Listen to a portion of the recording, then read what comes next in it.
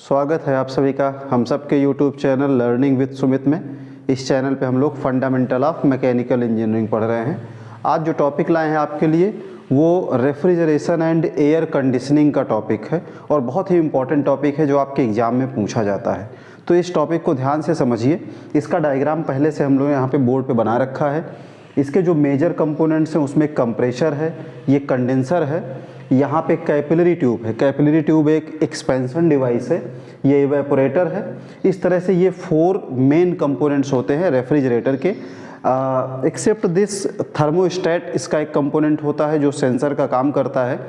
तो इसी की वर्किंग को हम लोगों को समझना है। तो टॉपिक का नाम है construction and working of domestic refrigerator. Domestic refrigerator का मतलब होता है कि जो रेफ्रिजरेटर हम लोगों के घरों में यूज होता है।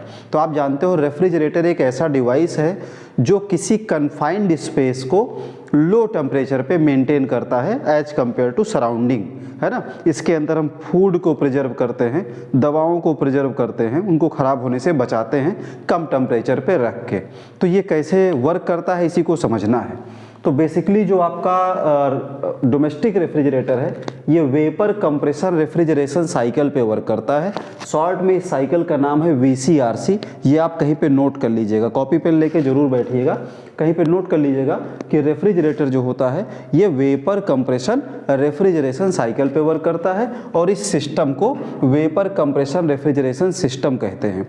ठीक, तो इसकी वर्किंग क्या है इसको समझते हैं। देखिए इसमें क्या होता है, ये जो आपको लाइन दिख रही है ब्लू कलर और रेड कलर में हमने बना रखा है कुछ पोर्शंस को, इसके अंदर एक रेफ्रिजरेंट फ्लोवर करता है। क्या करता है? रेफ्रिजरेंट फ्लो करता है। ठीक, रेफ्रिजरेंट ही वो फ्लूइड है जो कभी लिक्विड के स्टेज में होगा, कभी वेपर के स्टेज में होता है, अलग अलग स्टेट में होता है। तो वही रेफ्रिजरेंट हीट को अब्जॉर्ब करता है और एटमॉस्फेयर में उसको रिजेक्ट करता है। मतलब जिस स्पेस को कूल करना है रेफ्रिजरेंट वहाँ से हीट को अब्जॉर्ब करता है और उस हीट को अब्जॉर्ब करके इस कंडेंसर के पास पहुँचते समय हीट को एटमॉस्फेयर में रिजेक्ट करने का काम करता है। ठीक, तो ये डायग्राम आप जरूर बना लीजिएगा। और इसके जो मेन कंपोनेंट्स हैं compressor, condenser, expansion devices and evaporator, इनके क्या काम है इसको समझते हैं। तो देखिए ये जो लाइन आपको दिख रही है इसमें क्या फ्लो करता है? रेफ्रिजरेंट फ्लो करता है। ध्यान रखिएगा इसमें क्या फ्लो करता है? रेफ्रिजरेंट। जो वर्किंग फ्लूइड होता है उसका नाम है रेफ्रिजरेंट। जनरली R134A यूज करते हैं, है ना। तो ये फर्स्ट कंपोनेंट हम लोग कंप्रेसर को समझते हैं।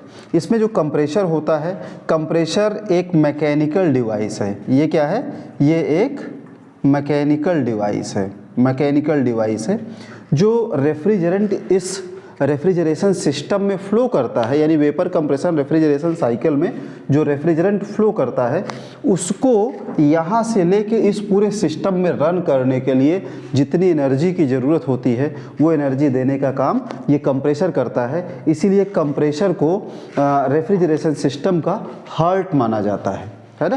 तो होता क्या है, इवेपोरेटर से जब आपका वर्किंग फ्लूइड जो है यानी रेफ्रिजरेंट जब इस कंप्रेसर में आता है तो उसका प्रेशर और टेम्परेचर बहुत कम होता है। तो लो pressure temperature vapour refrigerant compressor में इंटर करता है। तो कंप्रेसर में क्या इंटर करता है? Low pressure and temperature vapour refrigerant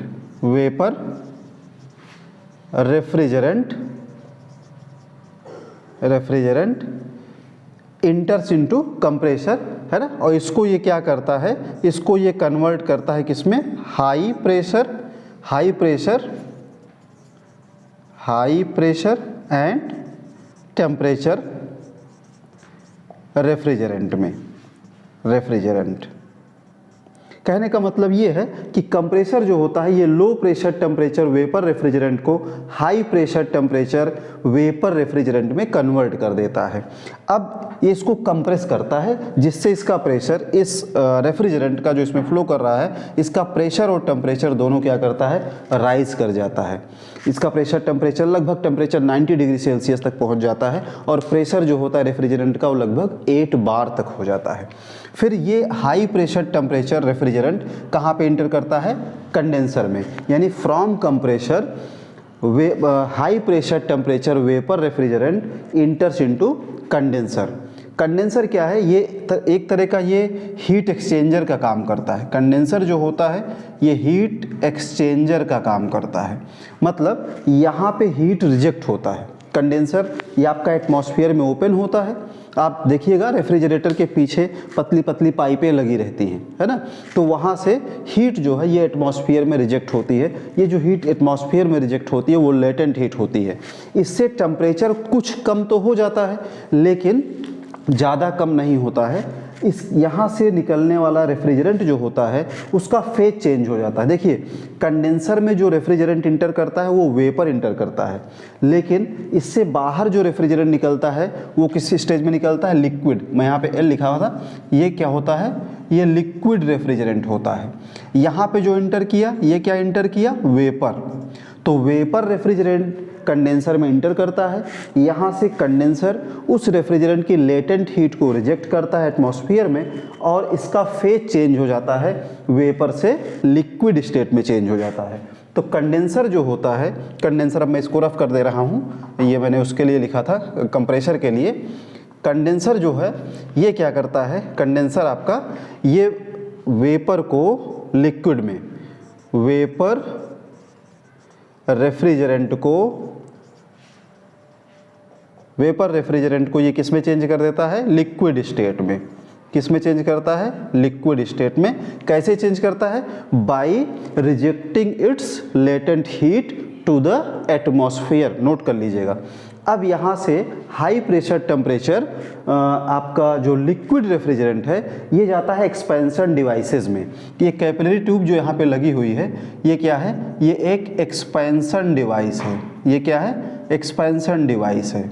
expansion device लगभग 2 मीटर लेंथ होती है, पतली सी पाइप होती है। तो इस कैपिलरी ट्यूब की क्रॉस सेक्शनल एरिया जो होता है उसको कम कर देते हैं। तो ट्यूब का एरिया कम कर देते हैं और लेंथ ट्यूब की ज़्यादा होती है। उससे क्या होता है, ये जो आपका वेपर रेफ्रिजरेंट लिक्विड स्टेट में कन्वर्ट होकर कैपिलरी ट्यूब के पास जा रहा है, इसका एक्सपेंशन होता है। जब एक्सपेंशन होता है तो प्रेशर ड्रॉप हो जाता है। जो 8 बार प्रेशर था वो लगभग 0.6 बार प्रेशर, मतलब प्रेशर बहुत ज़्यादा ड्रॉप हो जाता है। और जब प्रेशर ड्रॉप होता है तो टेम्परेचर भी ड्रॉप होगा। देखो प्रेशर बढ़ेगा तो टेम्परेचर बढ़ेगा, प्रेशर घटेगा तो टेम्परेचर घटेगा।